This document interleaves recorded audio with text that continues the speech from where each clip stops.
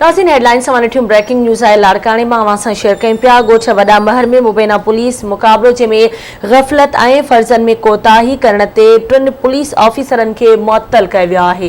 वाक़िया update का नालो अहम खबर है। लाड़कानो में ॻोठ वॾा महर में मुबैना पुलिस मुक़ाबलो ग़फ़लत ऐं फ़र्ज़न में कोताही ते 3 पुलिस ऑफिसरनि खे मुअत्तल कयो वियो आहे। मुअत्तल थियलनि में SHO इलाही बख्श दयाल, मोहम्मद उर्स नूनारी ऐं SHO आकिल तालिब जुनेजो शामिल आहिनि। मुअत्तल थियलनि में इंस्पेक्टर अली हसन मुगैरी भी शामिल है। DIG मज़र नवाज शेख, SSP कश्मोर अमजद शेख की सरबराही में जांच कमेटी जोड़े छड़ी है। तफ़सील मालूम कंदासीं। लाड़काने में आवाज़ न्यूज़ रिपोर्टर रशीद समो सां सलाइन ते मौजूद है। रशीद, कहिड़ा तफ़सील आहिनि, आगाह कजो।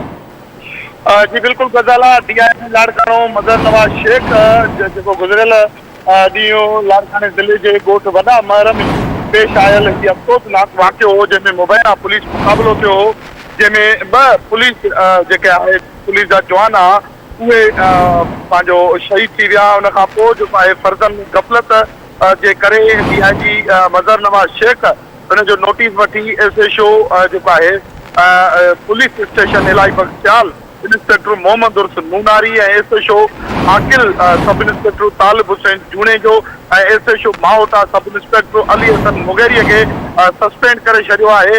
उन खां अलावा DIG लाड़कानो मज़र नवाज शेख जेकी आहे उहा SSP कश्मोर अमजद अहमद शेख की सरबराही में एक इंक्वायरी कमेटी जोड़ी है, जेकी 5 ॾींहंनि जे अंदर DIG के रिपोर्ट ॾींदी ऐं कमेटी में जेके आहिनि उहे SSP वरी महिरबानी रशीद अपडेट करण लाइ।